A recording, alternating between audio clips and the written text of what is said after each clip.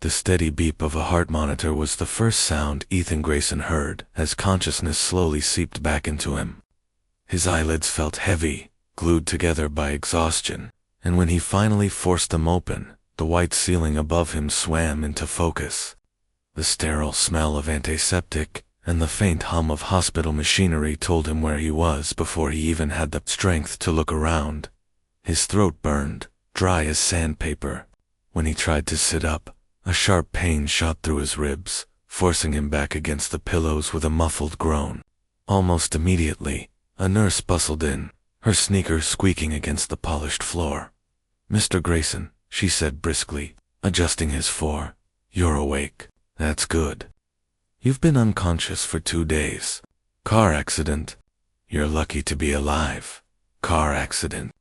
The words rang hollow. He searched his memory, but his mind was a fragmented blur. The nurse's voice softened when she added, "Don't push yourself. Memory loss after trauma isn't uncommon." Ethan swallowed hard. "How long? What year is it?" His voice cracked, disused. "It's 2025, she answered gently. His chest tightened. He remembered. What? The outlines of his company, boardroom arguments, deals made and broken. But whole years felt like blank pages. He pressed his fingers to his temple, trying to summon faces' names. Something solid. And then the door opened. 2 women stepped into the room. The first was tall, sleek, immaculately dressed in a designer dress that clung to her like it had been made for her. Diamond earrings glittered under the fluorescent lights. Her confidence filled the room before she even spoke. She strode forward with a practiced smile, her manicured nails catching the light as she reached for his hand. "Ethan," she breathed, "thank God you're awake. I was terrified I might lose you." Her voice was smooth, polished, like champagne poured into crystal. The second woman hesitated in the doorway. Her beauty was quieter, understated, hair pulled back in a simple knot, no makeup to hide the exhaustion etched into her face.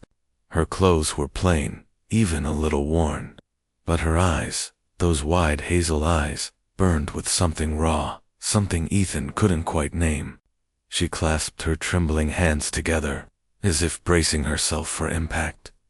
The nurse glanced between them, visibly confused, before excusing herself. The room seemed to shrink with the tension. The glamorous woman leaned closer, brushing a kiss against Ethan's cheek. "It's me, darling, Vanessa, your wife." Wife. The word hit him like a punch. He stared at her, trying to dig through the fog in his mind. A wife. He tried to picture wedding vows, a ceremony, anything, but nothing came. Just blank space. Before he could speak, the second woman finally moved, her voice low but steady. "Ethan, it's me. Isabella." Her name sparked something. A flicker. A half-remembered laugh. The warmth of a hand in his. The scent of vanilla and cinnamon. But it was faint, gone before he could grasp it. Vanessa's expression hardened, her smile tightening. "Don't let her confuse you. She's your ex-wife, Ethan. She's not part of your life anymore. Not for years." Isabella flinched at the words but lifted her chin, refusing to break. "I was your wife, Ethan, for nearly 5 years. We built a life together, until your family tore it apart." Her voice cracked, but she steadied it. "You don't remember me now, but you will. And when you do, you'll know the truth." Confusion twisted inside him, sharper than the pain in his ribs. He looked from one to the other. The polished, confident woman claiming to be his present. The quiet, weary woman claiming to be his past. Both saying wife. Both waiting for him to choose. I don't understand," he rasped. Vanessa smoothed his hair back, her tone soothing but edged with steel.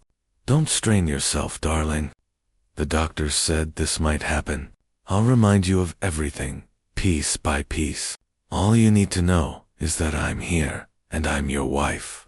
You don't have to listen to lies from someone who abandoned you years ago." Isabella's hands clenched into fists at her sides. "I didn't abandon you. I was pushed away. You don't remember now, but one day you'll ask yourself why. Her eyes softened when they met his. I came today because I had to see for myself that you were alive. That's all. Vanessa let out a soft laugh, dripping with condescension. You see, Ethan, she's here because she wants something. She always did. Money, status, nothing more. He'd spread in Ethan's chest, though he couldn't tell if it was anger or fear. He wanted to demand answers, to force one of them to tell him the truth. But the words died in his throat. I don't remember, he admitted, his voice breaking. I don't remember either of you. The silence that followed was suffocating. Vanessa leaned down again, her perfume cloying, almost suffocating. That's all right, darling. I'll remind you. You'll see soon enough who really belongs at your side. Isabella's lips trembled, but she didn't cry. She took a step back, toward the door, her voice quiet but resolute. Take care of yourself, Ethan. I won't fight her here. Not like this. She turned, her shoulders straight despite the tears glistening in her eyes. Ethan watched her go, something inside him twisting painfully. He didn't know her. He couldn't remember her. But as the door clicked shut behind her, an ache lingered in his chest, the kind of ache that felt a lot like loss. The chill of the autumn night clung to Isabella Monroe's coat as she stepped off the bus and began the walk toward her apartment building. The neighborhood was quiet at this hour, but not the kind of quiet that brought peace. It was the tired silence of cracked sidewalks, flickering and doors locked early against the uncertainty of what prowled after dark.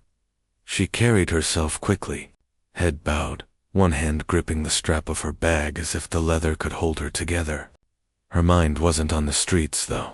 It was still back in that hospital room, in the way Ethan Grayson's gray eyes had swept over her like she was a stranger, like every memory of their love had been burned from existence. Isabella had prepared herself for rejection. She knew the doctors had warned about amnesia after trauma, but knowing it and feeling the sharp slice of his indifference were two very different things.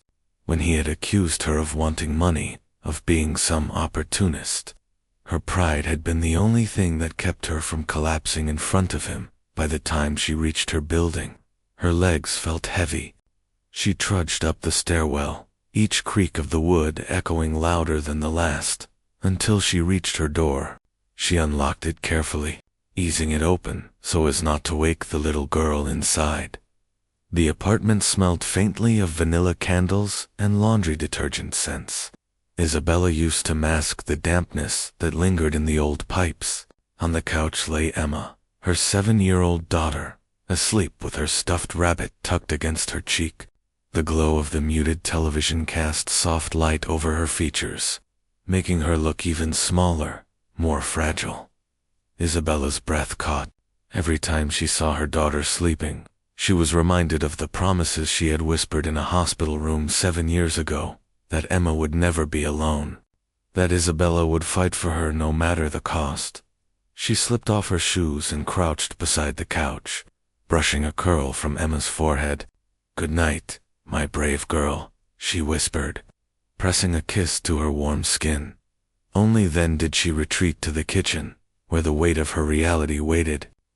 Bills sprawled across the table, overdue notices, red stamps, the gnawing reminders of a life lived on the edge of collapse.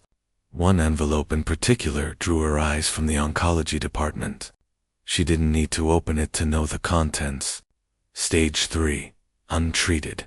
Another reminder that time was slipping faster than she wanted to admit. She sank into the chair, pressing her hands against her face. She couldn't afford treatment, not anymore. She had made her choice a year ago, to spend whatever time she had left building memories with Emma and ensuring her daughter's future. That was why she had gone to Ethan, not for herself. Never for herself, but because Emma deserved more than this cramped apartment, more than a childhood shadowed by unpaid bills and a sick mother who couldn't guarantee tomorrow. And Ethan, with his empire, his millions, his influence, he was the only one who could provide it. even if he thought she was a thief. The following morning, the small apartment buzzed with the energy of Emma's chatter. She sat at the kitchen table, curls bouncing as she spooned cereal into her mouth. "Mommy, did you know Mrs. Turner said we can bring our parents to career day? You should come. You can tell everyone what you do."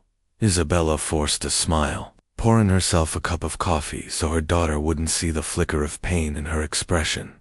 "We'll see, sweetheart." What could she possibly tell a room full of bright-eyed children? That she worked double shifts at a restaurant, that she scraped by with freelance bookkeeping jobs, that she spent nights wondering how to stretch one paycheck into two. Career day was for proud stories, not survival tales. Emma grinned, oblivious, before grabbing her backpack. "You'll come. I know you will." She darted out the door, her voice echoing down the hall. When silence returned, Isabella sat at the table, staring at the bills again. She picked up her phone, her thumb hovering over Ethan's number. Should she try again? Last night's dismissal had been brutal, but maybe persistence was her only weapon. She closed her eyes and dialed. 2 days later, she sat in a quiet downtown cafe, clutching the strap of her purse. She had arranged the meeting herself, wanting neutral ground this time. If Ethan truly believed she was after his money, she needed to present herself differently, professional, composed, untouchable. She wore her best blazer, pressed until the seams nearly gave way. The folder on the table contained charts and projections she had spent sleepless nights fabricating. Lies, yes, but lies with a purpose. When Ethan arrived, the room shifted. His presence was commanding, even with the shadows of exhaustion under his eyes. He wore a dark suit, every line crisp. But there was something strained in the way he carried himself. "Ms. Monroe," he greeted, his tone cool, businesslike. "Thank you for coming," Isabella said, her hands trembling as she pushed the folder toward him. "It's all there. A small venture. I need capital, an investment." He flipped through the papers, his eyes scanning without interest. Finally, he set them down. "This is sloppy, half-baked. You don't expect me to take this seriously?" Her throat tightened. "I'm trying," she whispered. "Or you're trying to exploit me." His gaze sharpened. "Don't think I don't see the timing. I wake up with memory loss, and suddenly my ex-wife shows up asking for money. That doesn't look like coincidence, Isabella. It looks like opportunism." The words cut like glass. For a moment, she couldn't breathe. But then she straightened, gathering the papers with trembling fingers. "Believe what you want," she said, her voice steady despite the storm inside her. "I didn't come here to beg. I came here to ask. There's a difference." She stood, sliding the folder into her bag. "Goodbye, Ethan." Her footsteps were soft but determined as she left. Ethan remained seated, his chest tight with something he couldn't name. Later, Vanessa Hale slipped into his penthouse living room with a smile that didn't quite reach her eyes. She carried 2 glasses of wine, setting one on the table beside him. "She came to you again, didn't she?" He didn't answer. Vanessa's smile sharpened. "Of course, she did. That woman has always wanted something. Don't let her play on your sympathy. You don't owe her anything." Ethan turned toward the window, the city lights reflecting in his eyes. He tried to absorb her words, to let them anchor him. But all he could see was the way Isabella's hazel eyes had burned with pride, even as she walked away empty-handed. Vanessa Hale had perfected the art of reinvention 7 years ago. She had been nobody, a woman clawing her way out of debt, working nights in clubs where men with expensive watches slipped $100 bills into her hands. She had hated it, hated the way they looked at her, but she had memorized every lesson about power, money, and leverage. Now, draped in silk and diamonds, she wore her new identity like armor. To Ethan, she was the elegant wife who knew every detail of his past, details she had learned through careful research, stolen documents, and forged papers, while Ethan sat lost in the fog of amnesia. Vanessa whispered memories into his ear, anniversaries that never happened, vacations they had never taken, arguments that ended in reconciliations she had scripted. Each false story was delivered with precision, reinforced with doctored photos, forged certificates, and the sheer confidence of a woman who refused to be doubted, and Ethan vulnerable, searching believed her. Almost, because despite her perfection, despite the flawless stories she spun, a shadow lingered. Isabella Monroe. Vanessa seethed at the thought of her, the ex-wife who had returned, like a ghost, haunting Vanessa's carefully built world. Ethan might not remember Isabella, but Vanessa had seen the way his gaze faltered when her name was spoken, the way silence followed him after their encounters. It was a threat Vanessa could not ignore, so she smiled brighter, laughed louder, and tightened her grip. Every touch, every whispered reassurance, was a chain wrapped tighter around Ethan's neck. She would not let Isabella win, but Ethan, though outwardly compliant, was restless. That night, alone in his office at the tower, he found himself staring at the city below and replaying every word Isabella had said. "I didn't come here to beg. I came here to ask." It was not the plea of a con artist. It was something else, something raw, something proud. He closed his eyes, pressing his palms against the desk. He couldn't explain it, but the memory of her eyes lingered longer than any of Vanessa's carefully crafted stories. Across town, Isabella sat at Emma's bedside, stroking her daughter's hair as the girl drifted to sleep.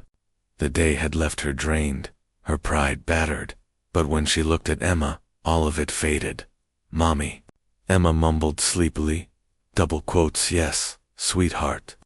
"Why are you sad?" Isabella froze. She forced a smile, kissing her daughter's forehead. "I'm not sad, just tired." Emma's eyelids fluttered shut, satisfied with the answer. Isabella sat there long after, her hand resting on Emma's small back, tears slipping silently down her cheeks. She had no right to cry, not when her daughter needed her strong, but still. The weight of it all pressed down, the sickness eating away at her body, the financial ruin looming closer every day, the rejection from the only man who could change Emma's future. She straightened, wiping her tears. She would endure. She always had. And somewhere across the city, Ethan Grayson lay awake, haunted not by the polished elegance of Vanessa Hale, but by the proud, wounded eyes of the woman he couldn't quite remember, Isabella Monroe. La Riviere was the kind of restaurant whispered about in glossy magazines and frequented by Manhattan's elite. It wasn't just a place to eat. It was a stage, where the wealthy performed their power with champagne, flutes, and diamond cuffs. Crystal chandeliers hung like constellations above tables draped in white linen, their light glinting off polished silverware. Waiters in pressed tuxedos glided across the floor, delivering dishes that looked more like art than food. Ethan Grayson stepped into the glittering world, with Vanessa Hale at his side. The motardee nearly tripped over himself in greeting, bowing as he led them past rows of diners who craned their necks for a glimpse. Ethan wore a tailored charcoal suit, sharp against the deep red silk of Vanessa's gown. She was radiant, a flame in human form, her confidence magnetic. She basked in the attention, every pair of eyes confirming what she already believed. She belonged here. "Table for Mr. and Mrs. Grayson," Vanessa said smoothly, her voice carrying enough to be overheard. She savored the ripple of recognition the name inspired. The hostess ushered them to a prime spot in the center of the room. Beneath the largest chandelier, Vanessa slid into her seat like royalty taking her throne. Ethan followed, his expression unreadable as he surveyed the room. He felt the weight of the stares, the whispers, but none of it comforted him. Since waking from the accident, places like this felt like replicas of a life he couldn't remember living. He knew he was supposed to belong, but the memory of how was missing. As a waiter poured their wine, Vanessa leaned close, brushing her hand along Ethan's sleeve. "See, darling, this is our world. Power, elegance, admiration. Everyone envies us. Ethan gave a small nod, sipping the wine. It was smooth, but bitterness lingered on his tongue. He adjusted his cufflinks, trying to ignore the gnawing sense of emptiness in his chest. And then, a voice carried across the room. Table 6 needs another bottle of the Bordeaux. Make sure it's chilled this time. Ethan's head snapped toward the sound. Near the bar, clipboard in hand, stood Isabella Munro. She wore a black blazer and slacks, her hair pulled into a neat bun. Her face was composed, professional, though the faint shadows beneath her eyes betrayed exhaustion. She spoke to a young waiter with calm authority, her gestures efficient but kind. She looked entirely at home in her role, and entirely out of place in this glittering palace of excess. For Ethan, the sight was like a blow to the chest. Something stirred inside him, a flicker of recognition, a warmth just beyond reach. Vanessa followed his gaze. Her lips curled. Well, isn't that pitiful? Ethan frowned. She's working. She's humiliating herself, Vanessa snapped under her breath. Look at her. Managing tables like a servant. She used to cling to this world, but now, reduced to scraps. Ethan shifted in his seat, discomfort prickling at his skin. Isabella moved with quiet dignity, her focus steady despite the opulence around her. She wasn't humiliated. She was surviving. Vanessa's nails dug into his arm. Don't stare. She doesn't belong here, not anymore. But Ethan couldn't look away. Dinner began with foie gras, followed by duck breast seared to perfection, but Ethan barely tasted the food. His gaze wandered across the room, always returning to Isabella. She was everywhere, checking reservations, smoothing over a disgruntled guest, even crouching to reassure a child tugging at his mother's sleeve. She didn't falter. Not once, though Ethan could see the weariness etched in the lines of her posture. Every movement was controlled, graceful, but beneath it was a woman holding herself together with sheer will. Vanessa noticed his distraction. She leaned closer, her laughter louder, her stories longer, her hand gripping his tighter. But the more she tried, the more obvious it became. Ethan's attention wasn't hers tonight. When Isabella approached their table to check on the wine service, Vanessa struck. Well, if it isn't Isabella Munro, she said loudly, her voice slicing through the soft murmur of the dining room. Heads turned. I almost didn't recognize you without your hand out. The room stilled.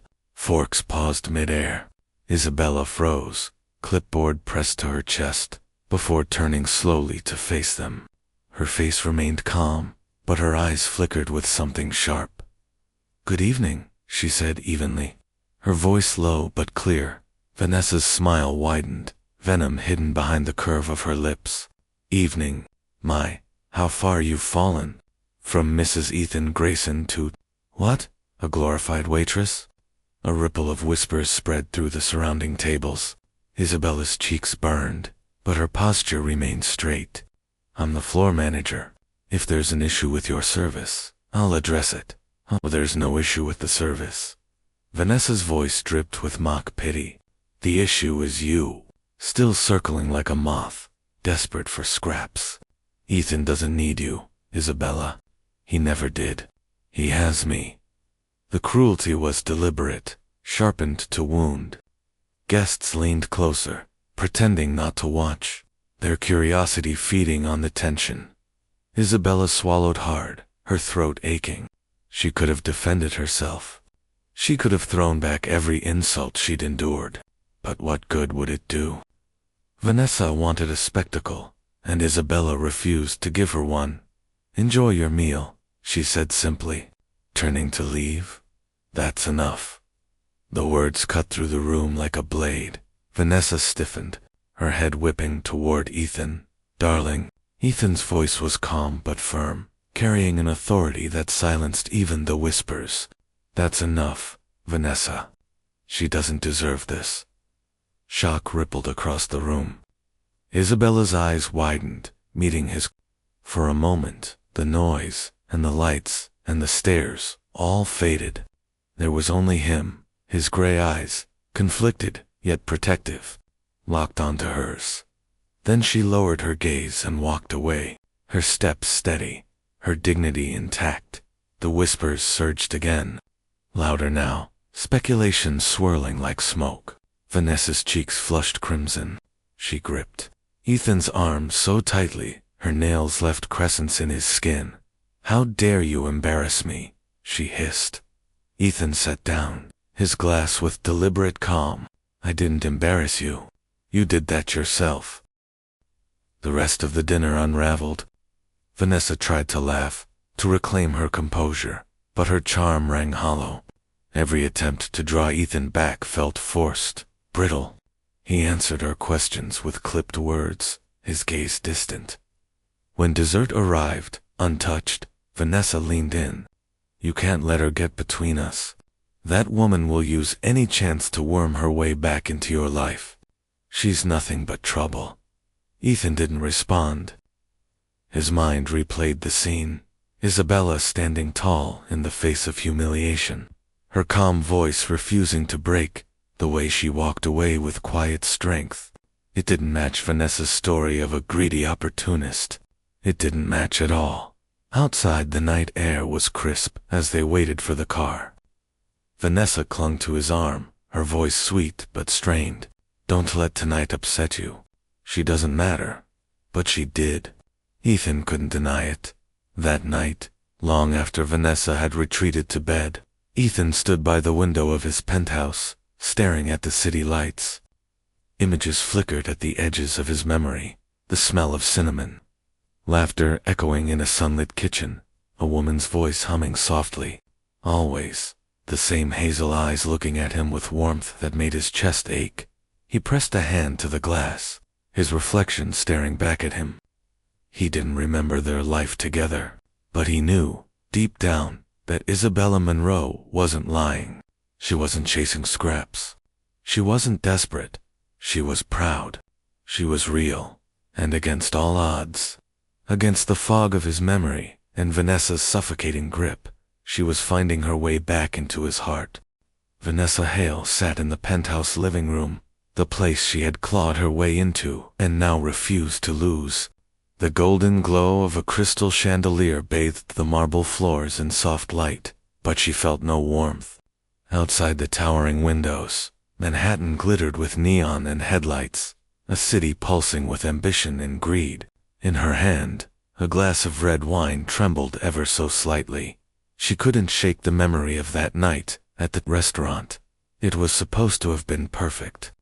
Ethan at her side, the CEO of Grayson Enterprises, all eyes admiring the beautiful wife who had stood by his side.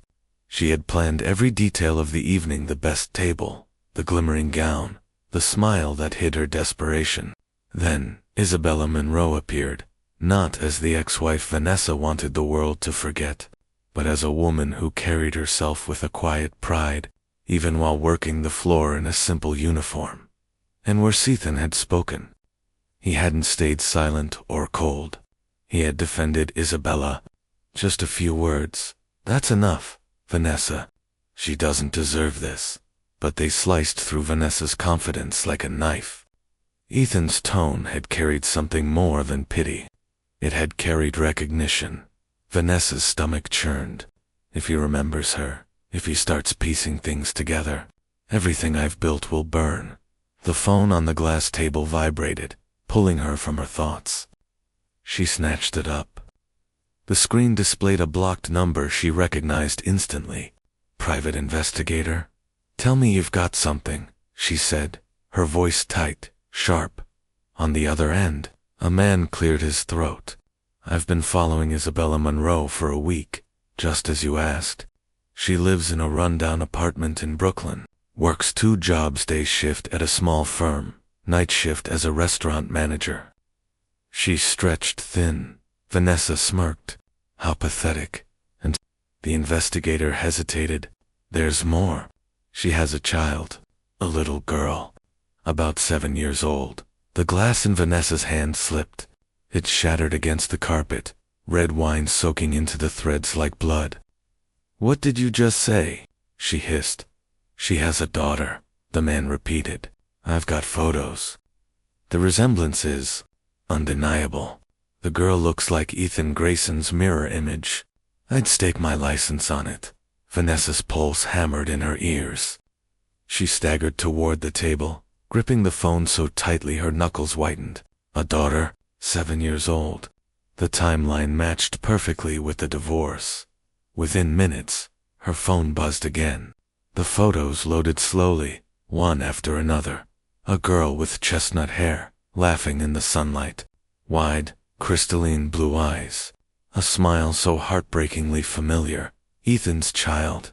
Vanessa clutched the edge of the table until her nails dug into the wood. Panic surged through her. If Ethan discovered this truth, it would be over. Isabella would step back into his life, not as an ex-wife, but as the mother of his child. No amount of lies, no counterfeit marriage certificate, no expensive gowns would keep Vanessa in this penthouse. Her breaths came fast and shallow. I can't let this happen. I won't let this happen. Pacing the room, she let the panic sharpen into calculation. She had survived too long on her wits to collapse now. If there was proof, she would bury it under stronger proof. Ethan trusted documents, signatures, things stamped and sealed. He had too. He was a businessman. If she controlled the evidence, she controlled Ethan. Her gaze flicked to the safe tucked behind a painting on the wall. Inside lay the forged marriage certificate that had fooled even Ethan's attorneys. If she could fake that, she could fake anything. DNA tests, she whispered to herself, a grin spreading across her face. If the test says the child isn't his, he'll believe it. He'll believe me. The next morning, Vanessa met a lab technician in a discreet clinic. Cash exchanged hands in a thick envelope. She slid another envelope across the counter, this one containing hair strands collected by her investigator. I need the results to say one thing, and one thing only, she murmured. The technician looked uneasy, but the money was enough to still his doubts. Consider it done. By the time she left, Vanessa felt the old rush of power flooding back.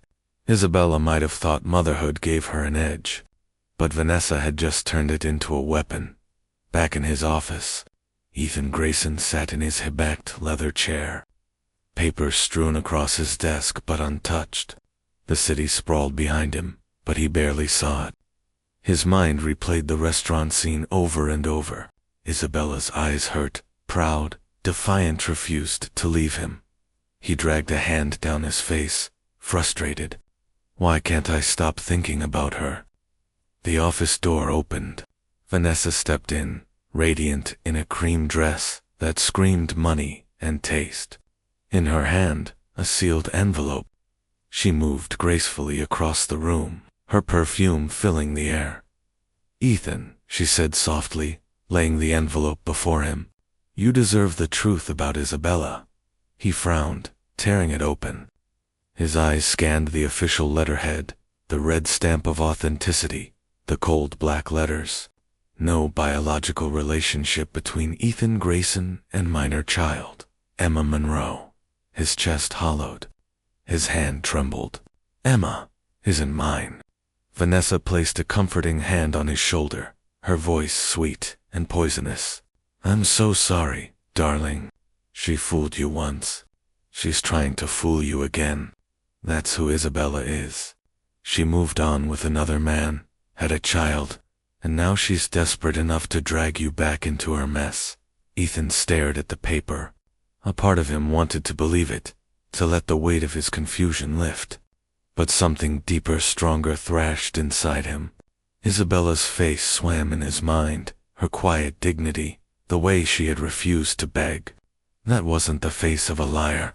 That wasn't the woman he remembered. If only he could remember more.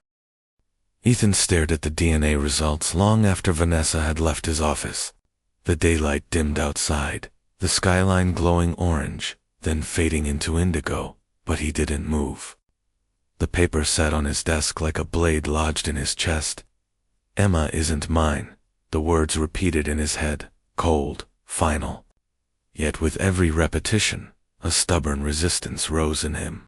His rational mind told him to accept what was on the page, but his heart refused. He pressed his palms to his temples, squeezing his eyes shut. Images flickered in the darkness of his memory, flashes of laughter, Isabella's voice whispering his name, the smell of cinnamon in a kitchen he couldn't place. His stomach twisted. Were they real memories, or illusions born from longing? By the time night fully fell, Ethan found himself at the bar of an exclusive club downtown. The bartender knew him well enough not to ask questions. A glass of scotch slid across the counter, amber liquid shimmering under the dim lights. He downed it in one gulp, then another, and another. The burn in his throat was almost comforting. The alcohol dulled the sharpness of the doubts clawing at him, but only for a moment. Soon, his thoughts spun faster, a carousel of confusion. Isabella's proud eyes, Vanessa's smooth lies. The paper stamped with cold authority, they circled him, taunting. "You all right, Mr. Grayson?" the bartender asked quietly. Ethan's laugh was humorless. "Do I look all right?" He left the bar hours later, stumbling into the cold Manhattan night. The city was alive, horns blaring, neon lights flashing, people rushing by, but he felt completely alone. His driver offered to take him home, but Ethan waved him off. Muttering that he needed air, he wandered the streets, his vision blurred, his steps unsteady. Somewhere between the flashing streetlights and the pounding in his head, he didn't see the black car until its horn blared. Tires screeched. The impact threw him to the ground. Pain shot through his body, his head slamming against the pavement. The world went white, then black. When Ethan opened his eyes again, the sterile smell of antiseptic filled his lungs. Beeping monitors echoed in the background. His body ached, but his mind was on fire. Memories surged, sharp and unstoppable.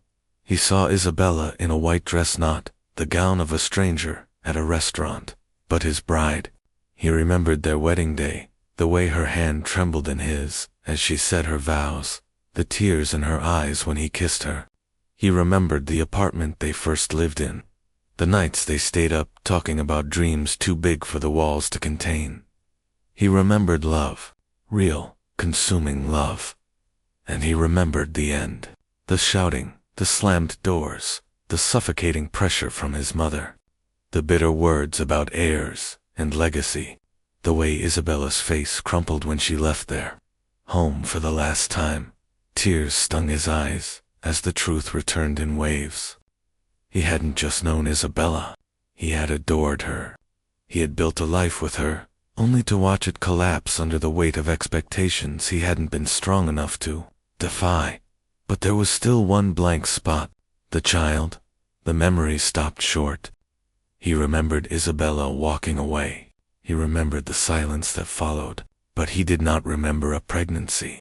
No whispered announcement, no hand pressed to a swelling belly, nothing. His chest tightened. Then whose child is Emma? A knock on the hospital room door interrupted his spiraling thoughts. Vanessa swept in, perfectly composed, her concern painted on like makeup. "Ethan," she breathed, rushing to his side. "God, I was terrified when I heard. Are you all right?" He studied her, really studied her, for the first time since the accident. Every word that left her lips sounded rehearsed, every touch calculated. The warmth he felt when he thought of Isabella, the ache. The pull was entirely absent here. "I'll live," he muttered, his voice rough. She smoothed the blanket across his lap. "You have to rest. Don't think about her. That woman is poison. You saw the papers." Ethan looked past her, his jaw clenched. For the first time, the papers didn't feel like proof. They felt like chains. When he was discharged 2 days later, Ethan returned to his penthouse, but the walls felt foreign. Every corner whispered of deception. He couldn't shake the certainty that something was missing, hidden. That night, he pulled out his laptop, opening old files he hadn't touched in years. He combed through archived emails, scanned contracts, even dug into legal records. Piece by piece, he began reconstructing the timeline of his life with Isabella. 7 years ago, the divorce. The abruptness of it struck him now more than ever. It hadn't been a gradual unraveling.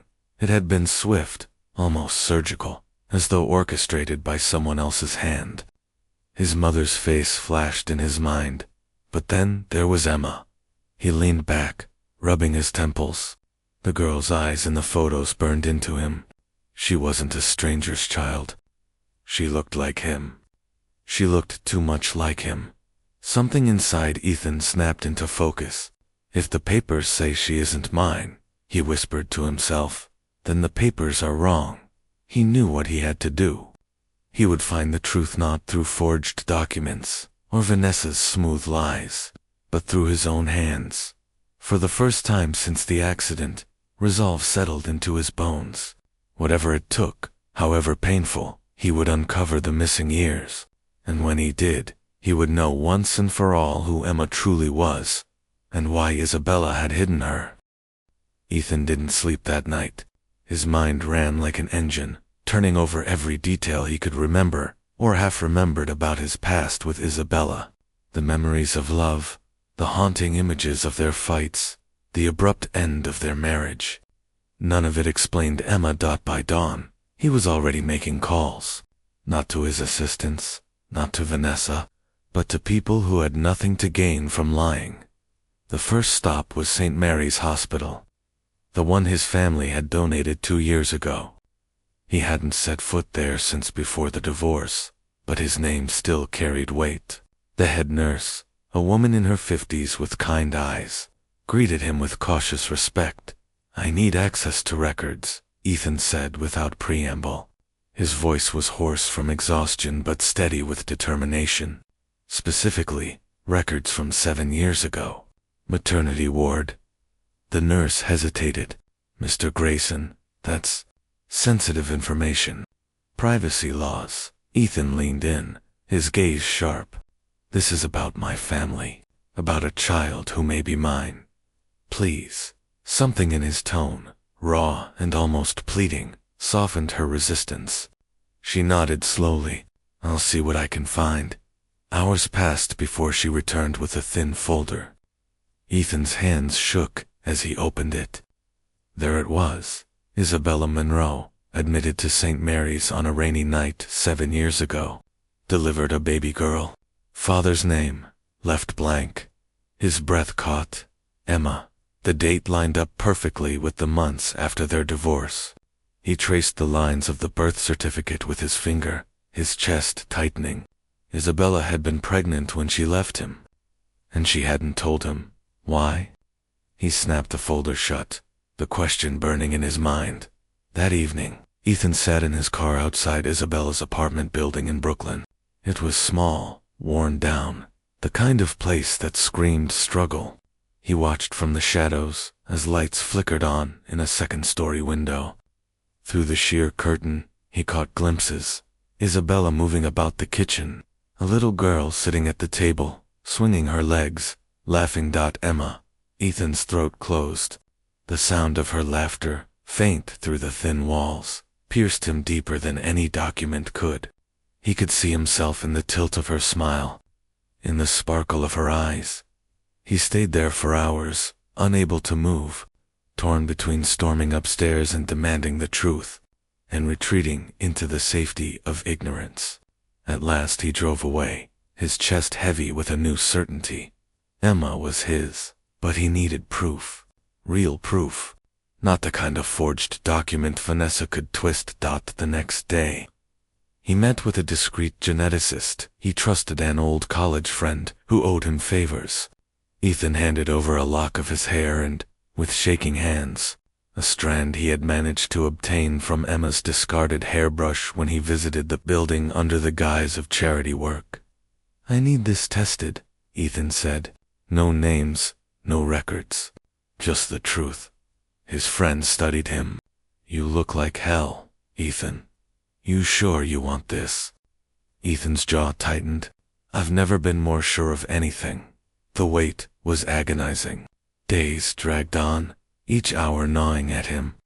Vanessa noticed his distance, her eyes narrowing, but he deflected her questions with curt answers. Inside, he was unraveling. Finally, the call came. "It's a match," the geneticist said. 99.9%. "She's your daughter." Ethan sank into his chair, his body trembling. Relief and devastation crashed over him in equal measure. Emma was his flesh and blood. For 7 years, he had been absent not by choice, but by deception, by silence. He thought of Isabella, alone in that small apartment, raising their daughter without him. He thought of Emma, growing up without a father. All because he hadn't known. Anger flared at Isabella for keeping the secret, but more fiercely at the forces that had driven her to it. His mother, the suffocating demands of legacy, the poisonous expectations of the Grayson family name. Pieces of the puzzle slid into place. His mother's harsh words, her constant criticism of Isabella, her obsession with heirs and lineage. Isabella hadn't left because she wanted to. She had been pushed out, and she had carried his child with her. That night, Ethan confronted Vanessa for the first time with suspicion in his eyes. She sat at the dining table, sipping champagne, her expression perfectly composed. "You said Emma wasn't mine," he said, his voice low. "You handed me papers, but I know the truth now." Her smile faltered for just a fraction of a second. "Ethan, darling, what are you talking about? Those tests were legitimate. Don't lie to me." His voice cut like steel. "I had my own test done. A real one. Emma is my daughter." Vanessa's face hardened, the mask slipping. For the first time, Ethan saw the cold calculation beneath the charm. "You're making a mistake," she hissed. "That woman ruined you once. She'll do it again. She'll bleed you dry enough." He slammed his hand on the table, the crystal glasses rattling. "The only mistake I made was trusting you." Vanessa's eyes flashed with fury, but Ethan had already turned away. For the first time in weeks, his mind was clear. Isabella had carried his child, alone, because his own family had driven her out. Vanessa's lies had nearly kept him blind, but no longer. Now he had only one goal: to face Isabella, to demand answers, and to fight for the daughter he should have known from the start. Ethan didn't sleep. After the confrontation with Vanessa, after the crushing revelation about Emma, he sat alone in his penthouse, staring at the city skyline. The glass towers gleamed in the night, symbols of everything he had built, and everything he had lost. There was one last piece missing. He knew Emma was his. He knew Isabella hadn't betrayed him. But the question remained: why had she left? Why had she carried his child in secret for 7 years? The answer, he suspected, lay not with Isabella, but with his own family. 2 days later, Ethan walked through the doors of the Grayson family estate. The mansion loomed like a fortress of old money, its stone walls and manicured gardens cold and imposing. Inside, portraits of grim-faced ancestors lined the halls, their eyes following him as he strode toward the drawing room. His mother was waiting, elegant as always in a tailored navy suit, her silver hair swept into a perfect bun. Margaret Grayson radiated authority, the kind that could command boardrooms and crush dissent with a single look. "Ethan," she said, rising to kiss his cheek, "you should be resting, not running around the city after your accident." He ignored the greeting, his voice hard. "I want the truth. About Isabella." Her smile flickered, but she recovered quickly. "What truth could you possibly mean? That she wasn't right for you? That she dragged you down? I told you from the beginning." "You told me nothing," he cut in. "You demanded. You manipulated. You wanted an heir, not a marriage. Didn't you?" Margaret's eyes narrowed. "Be careful how you speak to me, Ethan. I am still your mother." He stepped closer, his fists clenched. "Answer me. Did you force her out? Did you drive her away while she was pregnant with my child?" For the first time, his mother's composure cracked.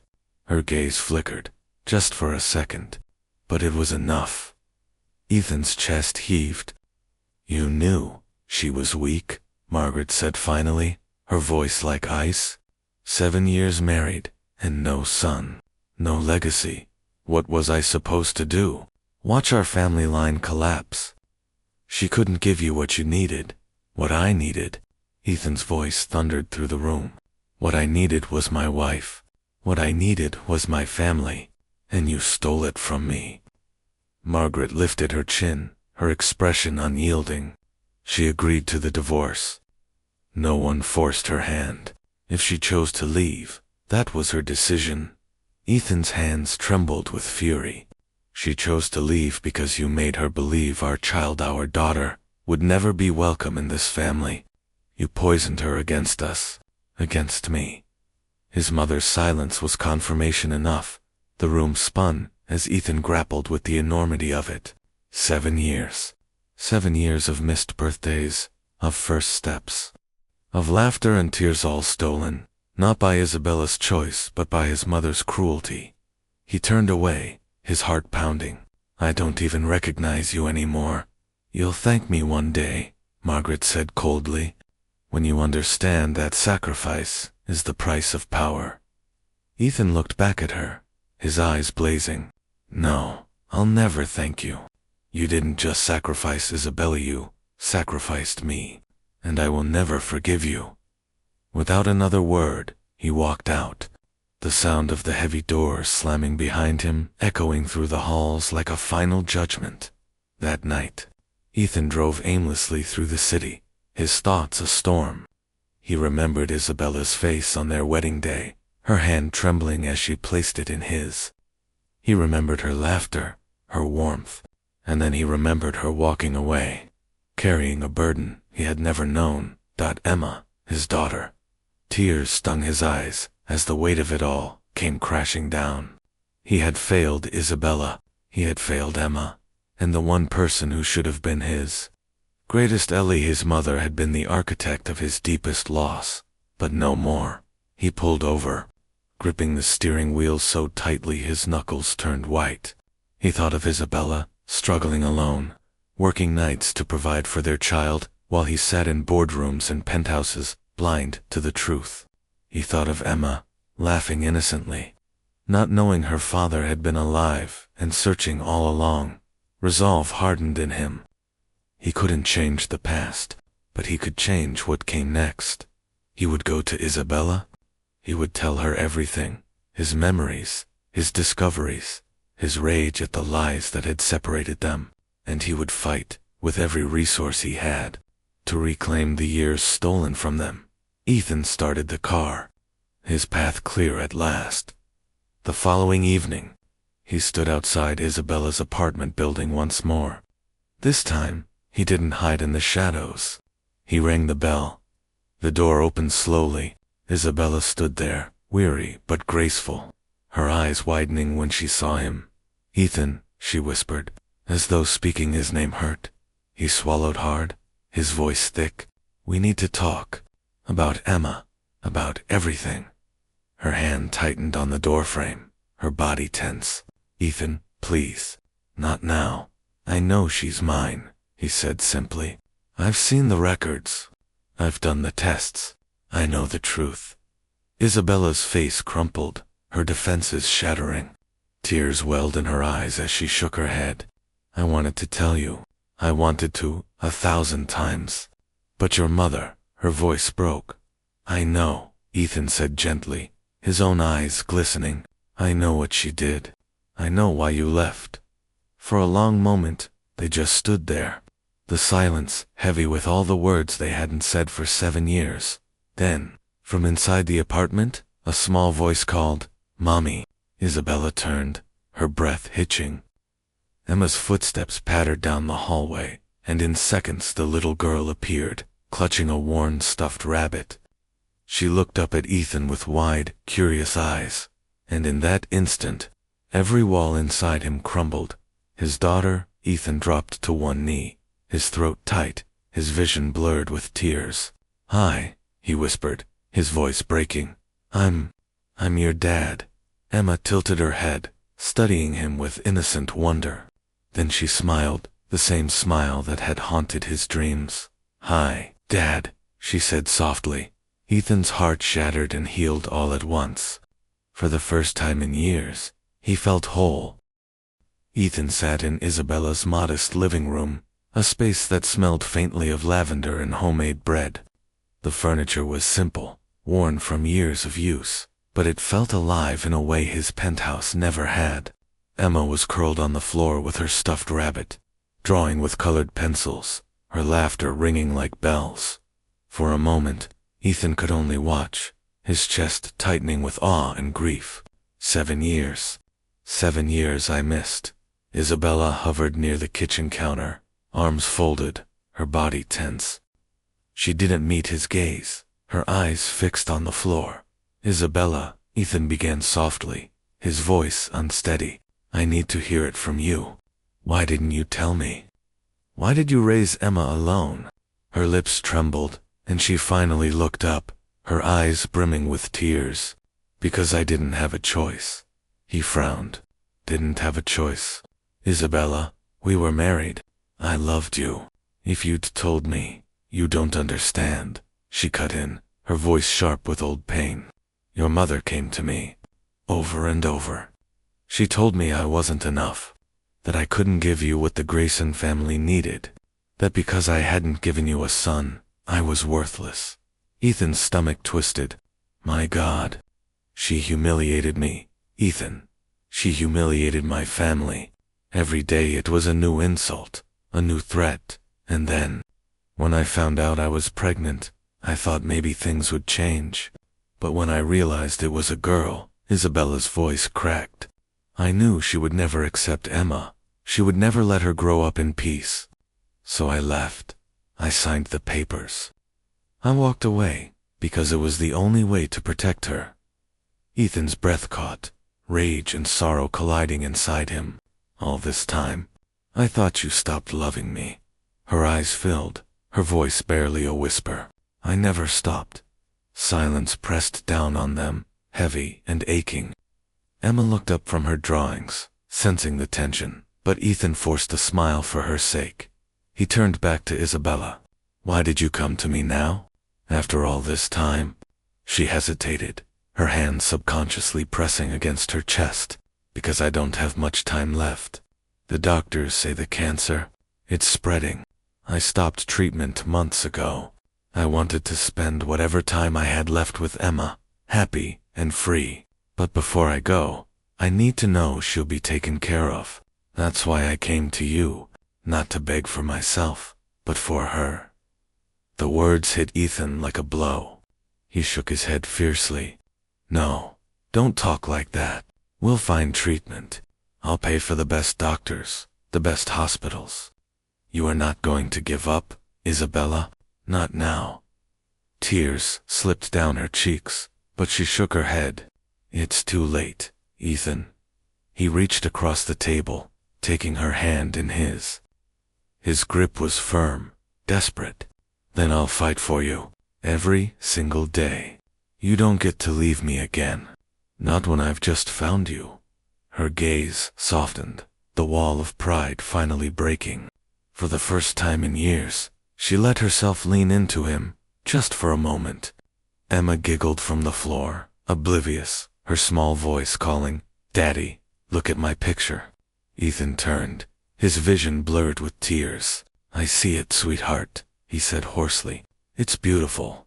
And for the first time in 7 years, the Grayson family wasn't just a name or a legacy, was real, alive, sitting in that tiny Brooklyn apartment.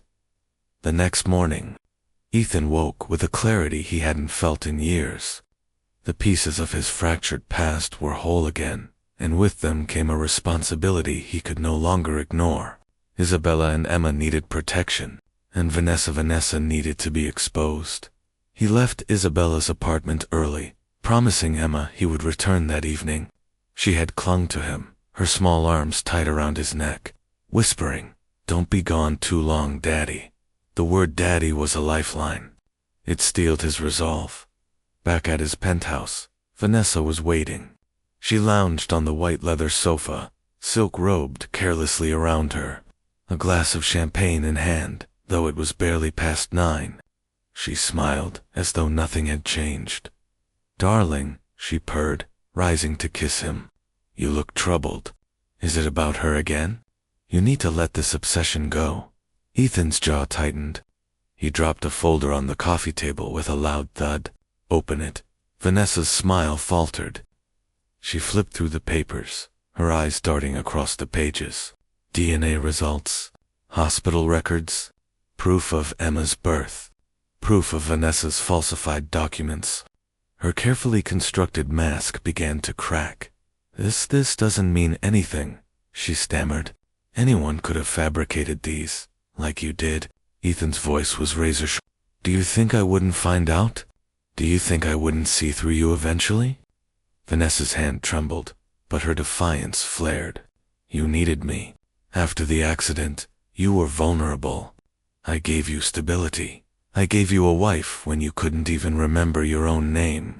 Without me, you'd have been lost. Without you, Ethan growled, I would have found my way back to the truth sooner. You preyed on my memory loss. You forged documents. You stole years that belonged to Isabella and Emma, and now it's over. Vanessa's eyes narrowed, fury replacing fear. If you think you can just walk away, you're a fool. Do you know what I've sacrificed to stand beside you? I'll destroy Isabella before I let her take what's mine. Ethan stepped forward, his presence towering, unyielding. She was never taking anything from you. You were stealing from her. From me. From my daughter. He pulled out his phone and pressed a button. The door opened, and 2 uniformed officers stepped inside. Vanessa's face drained of color. Vanessa Hale, one officer said. You're under arrest for fraud, forgery, and identity theft. She spun toward Ethan, her voice rising to a scream. You'll regret this. You'll see she ruined you, just like she ruined your family. Ethan didn't flinch. The only person who ever ruined me was standing right here. Get her out of my sight. The officers took her by the arms. Vanessa struggled, her silk robe slipping from one shoulder, her mask of sophistication shattered. As they led her away, she spat one last venomous curse, but Ethan didn't hear it. For the first time, the air felt clean. Later that day, Ethan stood before the board of Grayson Enterprises. News of Vanessa's arrest had already rippled through the city's gossip columns. Whispers filled the room, but Ethan silenced them with a single glance. I made mistakes, he began, his voice steady, carrying across the polished wood table. I let deception blind me. I let personal weakness bleed into this company, but that ends now. Vanessa Hale has no connection to me, or this family. Any contracts or deals tied to her are null and void. We move forward with transparency, and with integrity. The board members exchanged uneasy looks, but no one challenged him. Ethan Grayson had returned, not the hollow man Vanessa had controlled, but the leader he had once been. After the meeting, he walked out into the crisp autumn air, a weight lifted from his shoulders. But his fight wasn't over. Isabella was still sick.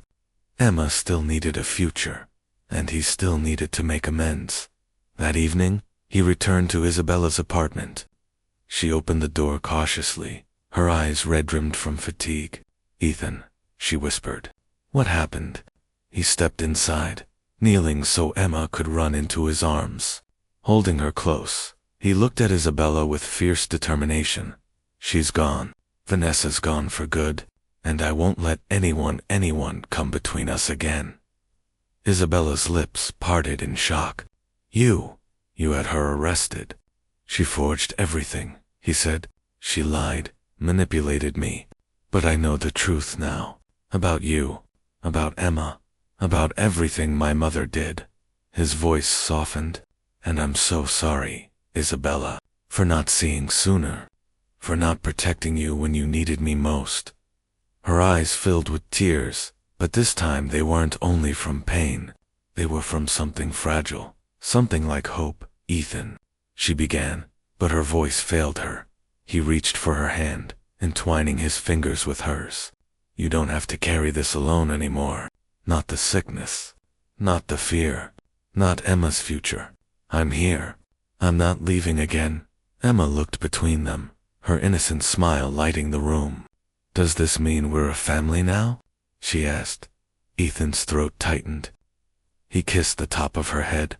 "Yes, sweetheart, we're a family." And for the first time, Isabella let herself believe it might be true. Spring had finally arrived in New York, painting the city with a tender shade of green. After a long winter of uncertainty, the days began to stretch longer, warmer, brighter, and for Ethan Grayson, each sunrise felt like another chance he refused to squander. The weeks following Vanessa's downfall were both exhausting and life-altering. Ethan, who had once believed power and influence were his greatest weapons, now realized that love and persistence carried far more weight. He threw his entire being into one mission: saving Isabella.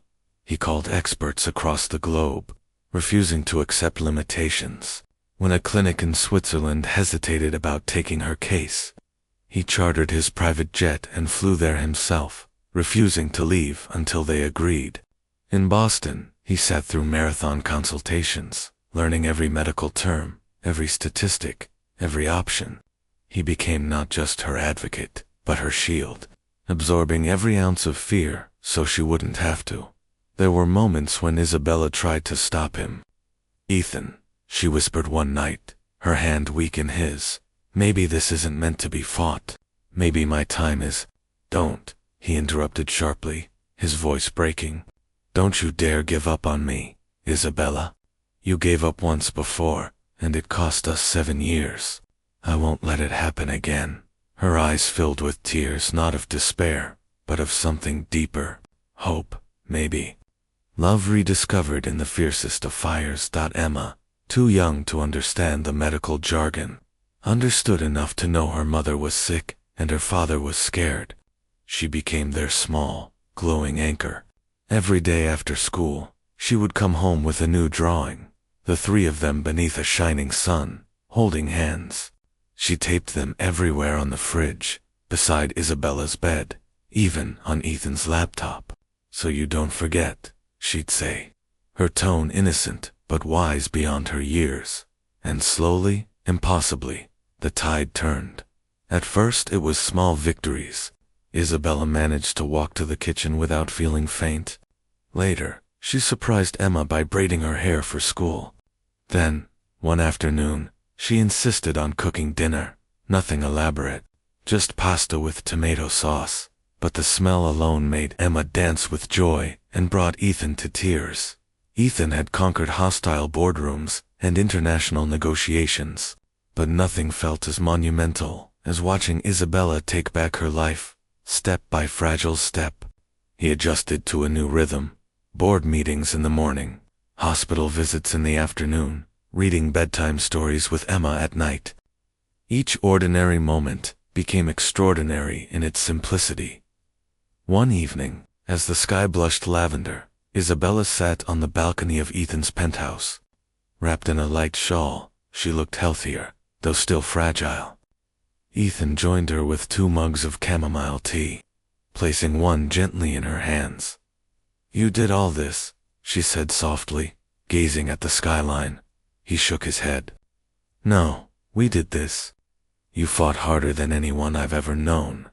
Her lips curved into a trembling smile. "I didn't just fight for me.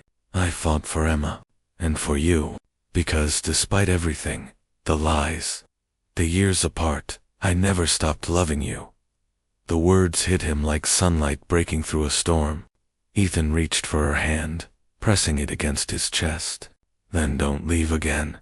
Whatever future we have, whether it's years or decades, I want every second of it with you. Both of you." Inside, Emma's voice carried as she sang to her stuffed rabbit. The sound made them both laugh, easing the heaviness between them. Weeks later, the three of them walked together through Central Park on a radiant Sunday morning. The park was alive, children chasing bubbles, couples sprawled on picnic blankets, street musicians filling the air with melodies. Ethan held Emma's small hand in his left, Isabella's slender hand in his right. For the first time in years, he felt complete, grounded. Emma skipped ahead, her hair bouncing, her rabbit tucked under one arm. "Hurry, Mommy, Daddy," she called, her laughter like a bell. They caught up to her, and Ethan lifted Emma onto his shoulders, making her squeal. Isabella watched them, her eyes glistening, her heart swelling. "You're a natural," she teased gently. He glanced back at her, smiling. "I've had the best teacher. She's just been keeping secrets from me." Isabella laughed, the sound warm and full. "No more secrets. Not ever again." As they strolled beneath the canopy of budding trees, Ethan couldn't help but marvel. The future was still uncertain. Life always was, but for the first time in a long time, it didn't frighten him. He squeezed Isabella's hand. "We've been given a second chance. Let's not waste it." Her smile was steady now, no longer shadowed by fear. "We won't." The sunlight bathed them in gold, wrapping them in warmth. For anyone passing by, they looked like any other family enjoying a spring morning. But for Ethan, Isabella, and Emma, it was everything proof that love, once nearly destroyed, could be rebuilt, stronger than before. They walked on, hand in hand, beneath the wide, forgiving sky. Whatever came tomorrow, they would face it together, and in that moment, that was enough.